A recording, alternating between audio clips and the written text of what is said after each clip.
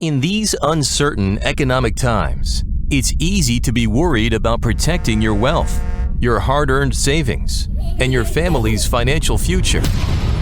Plunging interest rates, the devaluating dollar, and political unrest constantly threaten what you have worked hard to earn and all that you own. That's why now it's more important than ever to protect your assets and have the money you need to make your dreams come true.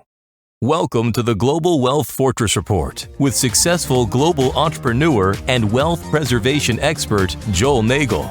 Joel's helped thousands of people just like you protect what you have so that you can make even more and make your every dream come true. So, sit back and enjoy Joel Nagel's offshore expert advice on how you can live the good life at a great price, where the sun never sets on your financial fortress. Hello and welcome to the, let me get this right, Christmas edition of Joel Nagel's Offshore Fortress Report. And it is my joy now to introduce America's #1 asset protection attorney, our host, Joel Nagel. Joel, welcome. Hey, Carter, Merry Christmas. Thank you. A Merry Christmas to you. It's great to see you. And I love the Christmas wreath behind your head there. Yeah, very, very nice. Very, very nice. Right. And you are at the New York Athletic Club, right? Yep, just trying to finish some business and get home for Christmas. And yep, it's America's oldest athletic club, started in 1868. One of the reasons I love it, not that I'm in the greatest athletic shape, but it it sits right on Central Park, and I like to be around trees and nature, and particularly when I come to New York, I don't want to be in the middle of a concrete jungle. So I love being here, being able to take a walk or get out and get some exercise at Central Park. So it's a great club, and we're glad to have you reporting. You have been all over the place in these reports. I imagine maybe next week you'll be back in Pittsburgh, right? Briefly, we'll see. We'll see by the time the show comes around. We're trying to sneak in a little family vacation, so we'll see if that happens or not.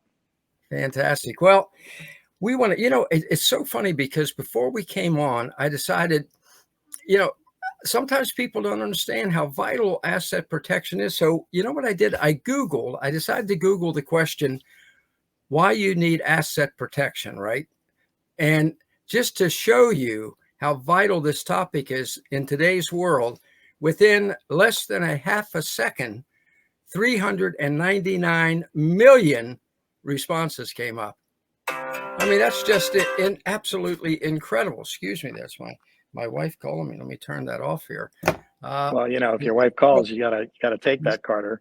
But you bring up a really great point, and that is, some people think it's just about lawsuits, and it can be, but there's so many other things that we encompass with asset protection planning, whether it's, the maintaining the purchasing price of your assets, thinking about estate planning, sort of planning to prevent bad business breakups. I mean, there's a lot of things that go into it. Prenuptials, that's asset protection planning for people getting married. It really encompasses and touches on really quite a number of things. I remember you talk about the prenuptials. I remember reading Donald Trump's book, The Art of the Deal. This is decades ago, and he has a whole chapter in there on the prenuptial agreements for asset protection. He said he told one friend, you got to do it before you marry this girl, and he said, no. She loves me. We're together for life. I ended up losing $50 million. Yeah. $50 million. Yeah. Well, this year saw the most expensive divorce in, I believe, it's either U.S. history or world history. I'm pretty sure it might actually be world history, and that's the divorce of Jeff Bezos and his wife. The owner of the founder and majority owner of Amazon, right. And that divorce was worth well over $100 billion. And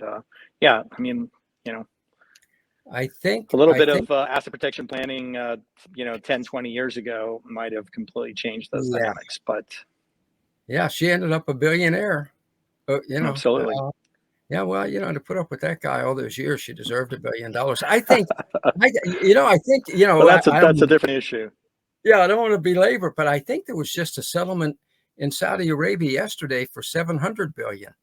I Well, think it there you just go. happened. Yeah, yeah. Of course, it's Yeah. probably his pocket change to one of those Saudi family sheiks. But in you mentioned the divorces, the prenuptials. In your clients, how many of them? And I think this is important to our people because a lot of them, I know a lot of our members have businesses, or maybe they're going to set up businesses offshore. But how many people neglect to have an ironclad separation agreement in business partnerships? How often do you find that somebody comes to you and say, the horse has left the door? Yeah, almost never have those things been addressed ahead of time, and it can be a disaster for a small business when you have 3 or 4 partners in a business, and then one of them is going through a divorce, and the spouse is demanding an interest, and going back to the example of Jeff Bezos, his ex-wife did get half the stock, but he retained the voting rights in that stock as part of the settlement agreement. And, that was probably an intelligent solution on both sides, really, because, the minute you have the majority shareholders at odds with each other, and then one decides to vote against the other just for the sake of, being obstructionist, it's going to doom the company. So she got the beneficial interest in the shares, but he retained the voting rights. But most people, particularly small businesses, they don't really think about that. They don't really think about buy-sell agreements for those types of situations, and yeah, it can cause a lot of harm, a lot of damage to the business, and also not only to the spousal relationship that where the divorce is taking place, but also between the other business partners. Because Yeah, if you're yeah, my business partner and you're getting a divorce and your wife is screwing up my business, that's going to strain the relationship between you and me as well. So it really is something that needs to be thought about a little bit ahead of time.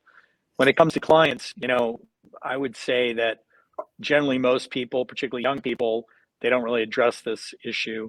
When they're getting married, I tend to see it in my practice more with second and third marriages. Unfortunately, frequently it's I think we talked about this last week. You have the older right. man, the younger woman, and they're going to provide for the younger spouse, but they're not going to open the door to have that new spouse take half the assets, particularly when there's maybe adult children, grandchildren involved at that point. Yeah, yeah. So, well, let me ask you. I don't want to belabor. I don't want to ride this horse into the ground, but I know it's one of those things that we're all curious about, and we don't often get to talk to someone who is in your position where you see it all the time. Is it awkward to say to somebody who comes to you, who, let's say it's a client you've had, and they're older and they're getting married, and you look at it, and is it awkward to say to them, you really need to have a prenup? And Yeah, did they it, say, it, it, "Come it on, is Joel"? awkward. Yeah. It's very awkward, particularly when you know the person. Um, a couple years ago, one of my clients is a female shipping magnate. Her family's been in shipping for several generations. She's a very, very wealthy woman. She was getting ready for a second marriage. She told me straight out she didn't need a prenup, that her husband had quite a lot of money of his own right, that she was marrying, and everything was fine. And I kept pestering her, and she said she wasn't going to do it. And I said, well, if that's your decision, then I'm not going to represent you anymore. And she Wow. was dumbfounded. And she said, why are you doing that? I said, because, if this ends, it's going to end badly. And I don't want anybody to say that you were my client. So I don't want you to be my client anymore. And so she went to the fellow, and he said no problem. He'd signed a prenup. So we signed it. We prepared the prenup. He signed it, and went in a file cabinet, never to be seen again. And lo and behold, just recently, 4 or 5 years later, they decided to get divorced, and he sued her and wanted $10 million a month in alimony, A and month. A month. a month, $10 million a month. And she was all distraught. And I reminded her that we had this little thing called a prenup. I'm not a divorce lawyer, but we dusted off the prenup, sent it to her divorce lawyer, and I think the guy went away with nothing. So, she'd be the first person to Fantastic. sing my praises. She tells everybody I'm her, I'm her secret guardian angel. But it was just, I felt so strongly about it that I said, look, if, it's like if you're a doctor and your patient's not going to listen to you. Well, if you're not going to listen to me, then you don't need me to be your doctor. In this case, I Yeah. told her the same thing. Look, if you're not going to listen to me, then you don't want me to be your attorney. She did want me to be her attorney, so she, it was a reality check or a wake up call. And again, my feeling on this is very different depending on the situation. You have two 23-year-old kids, and neither of them has anything. That's how I was when I got married. Neither my wife nor I had anything. I think I had $300 to my name, and I spent $298 on the engagement ring, and Right. I didn't realize there was tax. So I told the fellow at the jewelry store that I didn't have the money for the tax. So he cut me a little break, and I've used that same jewelry store for the last 35 years because of that. But if you have nothing and you come together with nothing, then what you build truly does belong to both people, regardless of who makes the money. But in most situations, particularly where it's a second marriage, third marriage, then it's a reasonable thing. And some people think it Yeah. clouds the relationship, but the reality is, it's only gonna help, when you come, if and when you ever come to that. And by the way, a prenup doesn't mean that the other person gets nothing. A prenup just defines what that something is.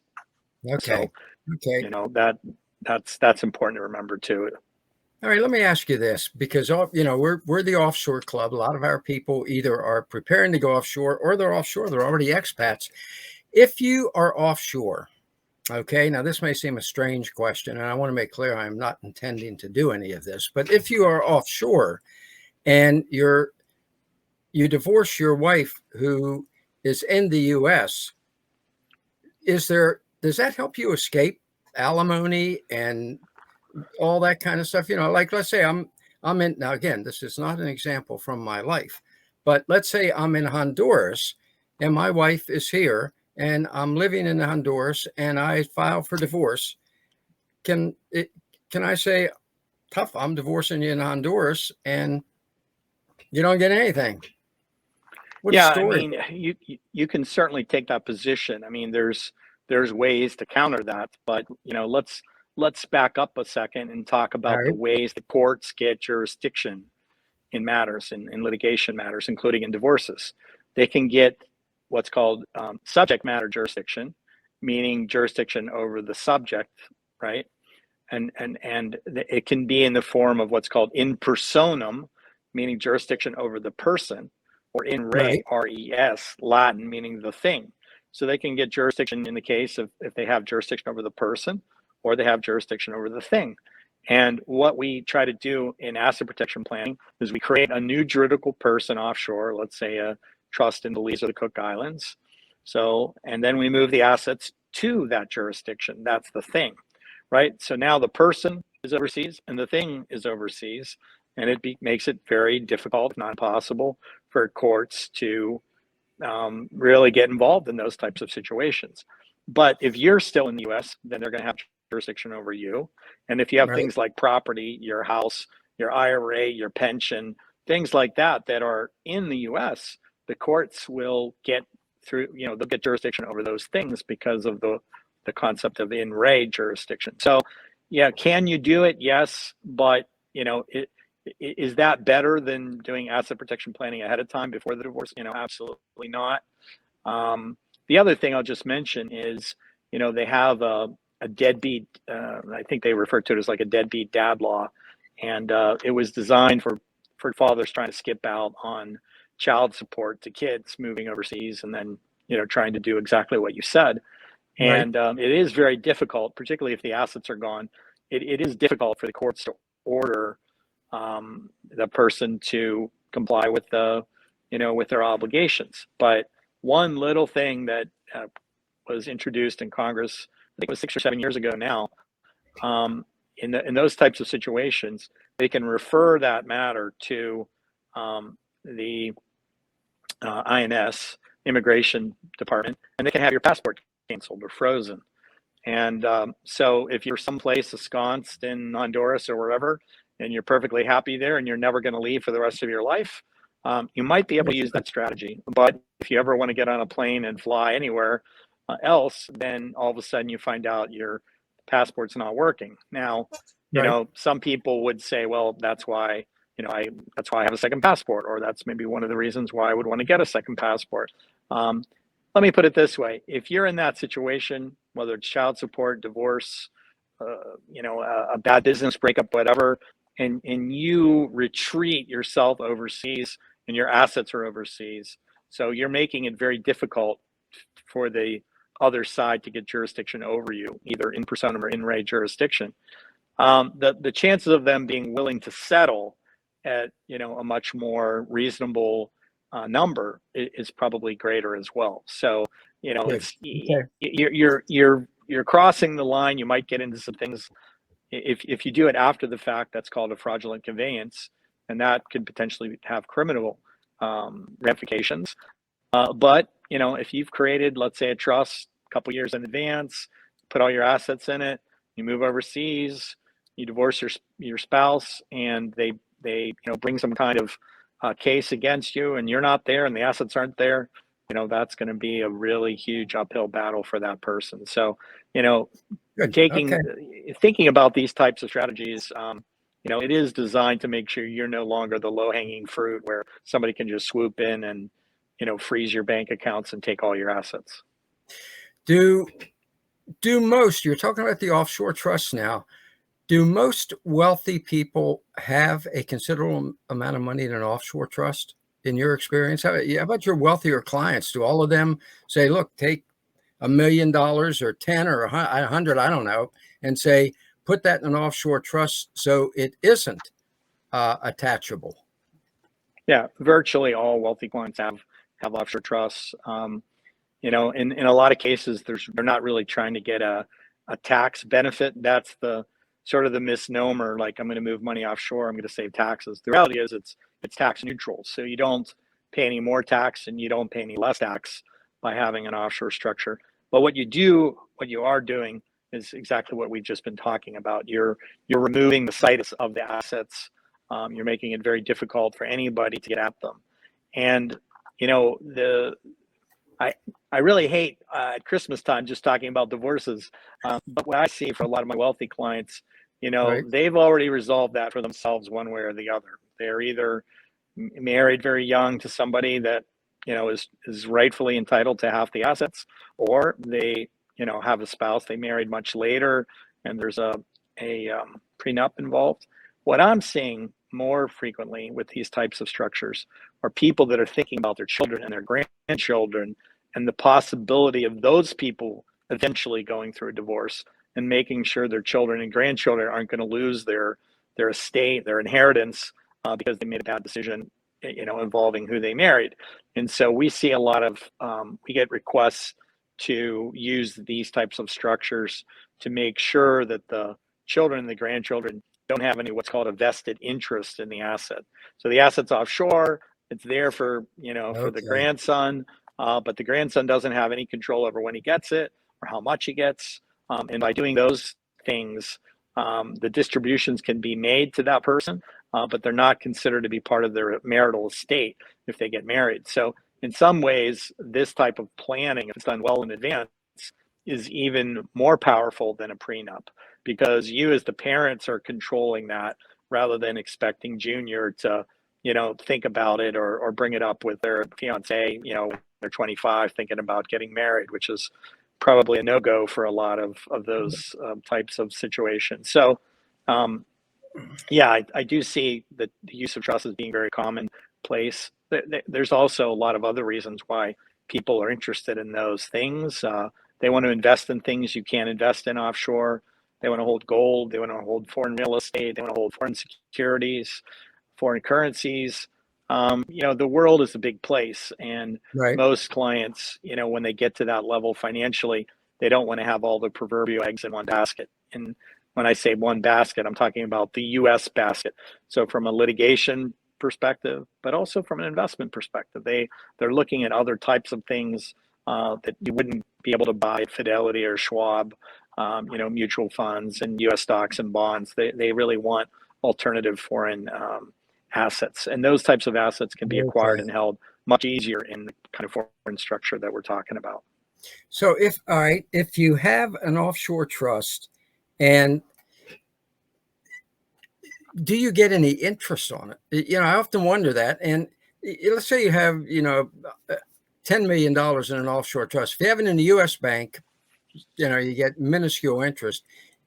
Does a trust pay any interest, or is it just like a safe, the big giant safe? I know this sounds stupid to someone with your expertise, but for people like me, is it like a big giant safe deposit box where it just sits there and there is no interest? Can you write checks on it? What can you do with it? Yeah, look, it's a great question, and it can be either or both. I mean, look, you can have a bank that serves as a trustee. You can have a trustee that's not a bank, and then that trustee is, making the types of investments that you want them to make on your behalf. So if you had money, in a foreign trust, just sitting there in a foreign bank, it would depend on where the bank is, what the currency is. A lot of the European currencies, like the Swiss franc and the euro and the British pound, they pay no interest or negative interest. I mean, in Switzerland, they have negative interest. It's like 0.50. So if you put $100 in the bank, you're going to have $99.50 at the end of the year, but that's in Swiss franc. So you're hoping if the Swiss franc goes up 3, 4, 5% or 10% against the dollar, that even though it's costing you money to hold your money in Swiss francs, that you're still further ahead. That's why people would do that. Right. But the trust is really just like a legal platform. And from there, to really answer your question, it depends on where and how your assets are invested. And so that usually is a secondary follow-up where the trustee is sitting down with the client, wanting to understand what their needs are. If the client says, look, I'm looking for, current income, I don't really like the stock market, I want the ups and downs of the stock market, I just want current income. They're going to look at things like commercial real estate and real estate investment trusts and bonds and things like that, so that the person can get a monthly income. And other people might say, look, I'm still making lots of money and I don't need or want a current income. I'm looking for capital appreciation. So for those kinds of clients, they might be in gold or teak or, assets that appreciate over time. Even something like Bitcoin, for example, it goes up and down on any given day, but, we can see going back 10 years that it's really had nothing but an upward trajectory because, the assets, the Bitcoin asset is finite, right? And so, we have infinite dollars, infinite fiat currencies chasing a finite Bitcoin currency. And so over time, it makes sense. If you ask me what it's going to do tomorrow, I can't tell you. But if you ask me, if I'm creating a trust for my grandchildren, do I think putting Bitcoin in it for the next 25 years is a good idea? I'm probably going to say yes to that, right? Because I can't predict the individual volatility, but over time, it's more or less likely to just go up. Now, you mentioned Bitcoin. Are there Bitcoin trusts? We know that El Salvador has made Bitcoin legal tender, right? I think it's that's correct. Right? Yeah. So are there Bitcoin trusts in El Salvador that you would recommend, or is that not one of the countries you recommend for a trust?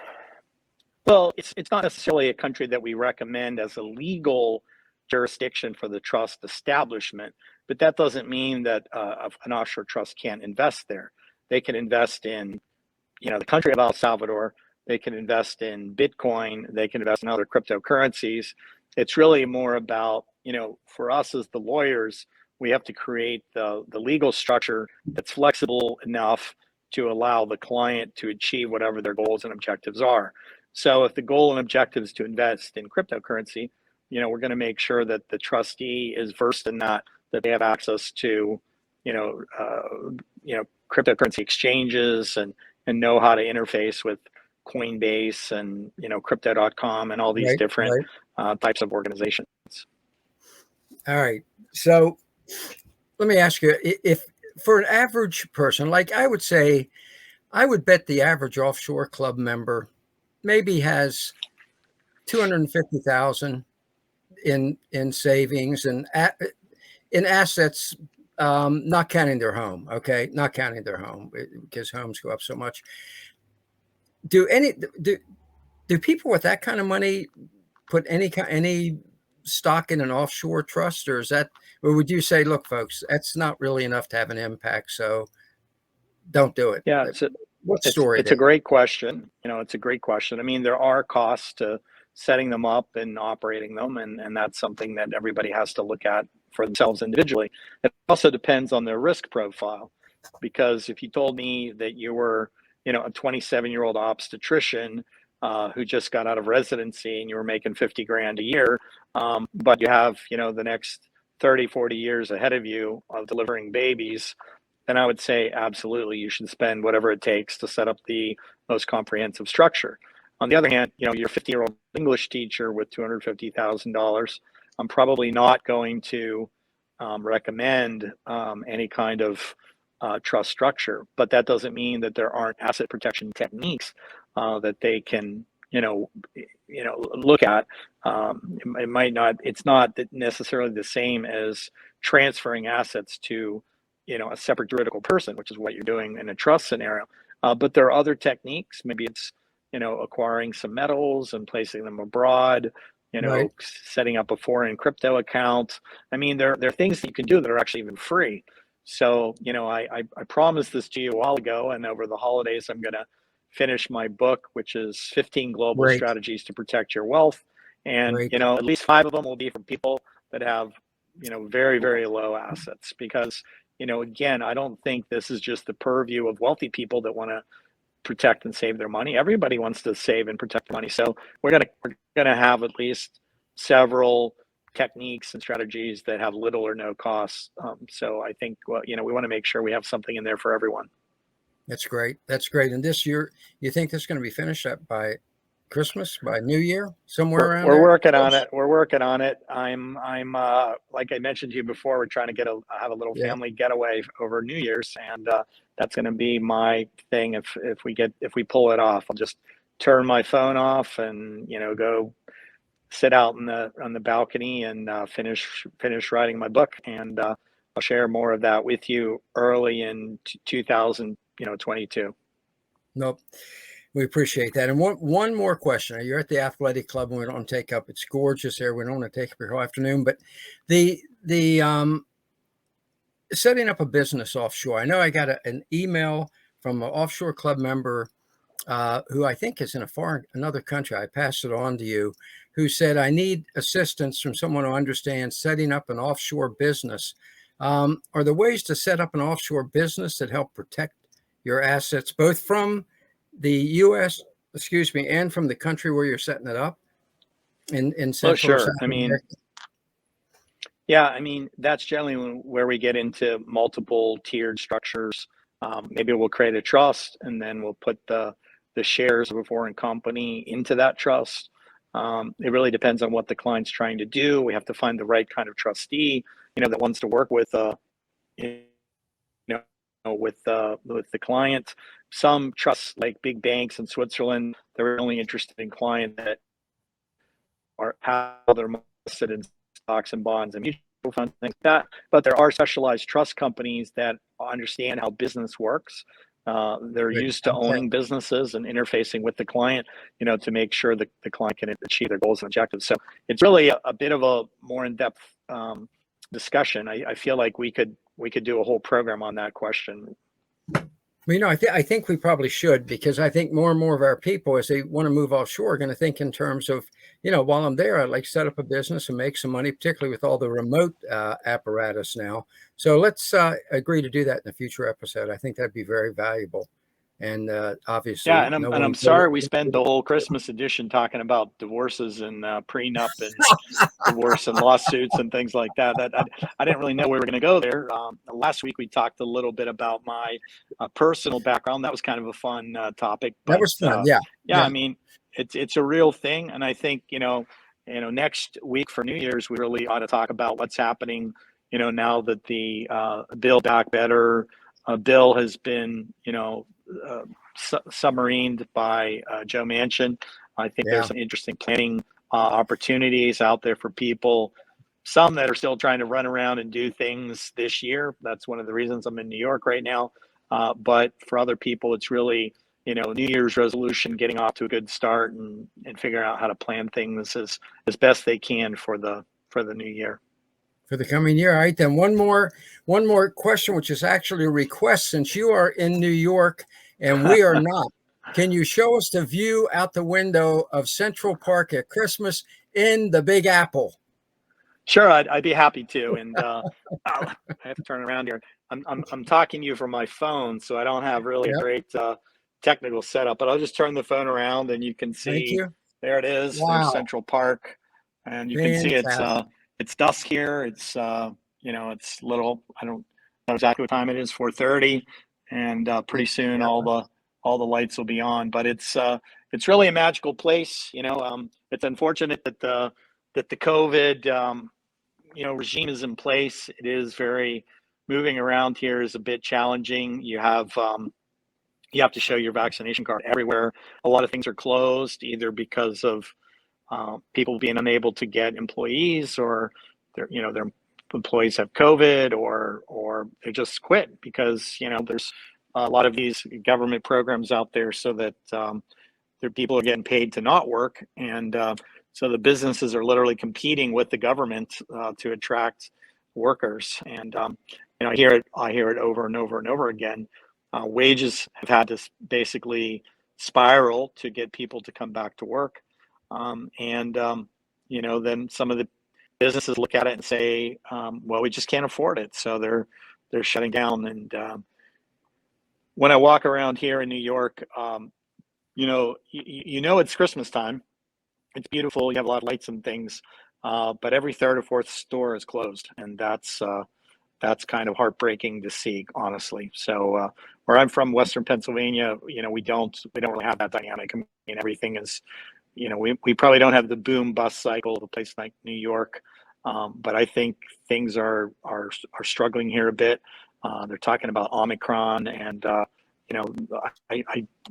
we were going to go see a show, and about 2/3 of the Broadway shows are closed because of COVID. Some are still open, but most are closed. A lot of the restaurants are closed. So, you can definitely feel that it's a wonderful city. I love New York. I love coming here, but it's under a lot of strain and stress right now. And so I certainly feel badly for the people of New York. New York was a great city that the politicians have now destroyed. Let's put it in perspective. 60 to 70,000 people can get together in a stadium, cheer and shout and hug each other. Fauci lied. They didn't all die. And yet you can't go to a restaurant in a state where the politicians want to do this with their thumb.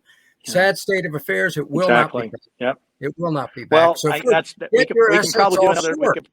can probably do a whole show on that as well. And when I just came back from Belize, I was amazed. All the planes were full. I mean, the planes that were unloading in Belize were absolutely full. Of course, it's the time of the year to go there with the weather, but I didn't see anybody too worried about COVID. So it is what it is. Folks, if you're going to get out, do it now. It's still a buyer's market offshore, but it's going to turn into a seller's market as more Americans say, I want freedom. And you get it. Nicaragua, Honduras got a new president who's already said, we're back open. Done. So praise the Lord. And thank you, sir. And Merry Christmas. Thank you for showing us the Big Apple at Christmas time. Thank you, Carter. It was great to be with you. I wish you and your family, a very, very Merry Christmas. Thank you. Look forward to talking to you next week as we get ready for the New Year's episode. Fantastic. Thank you, sir. Merry Christmas to you and your family.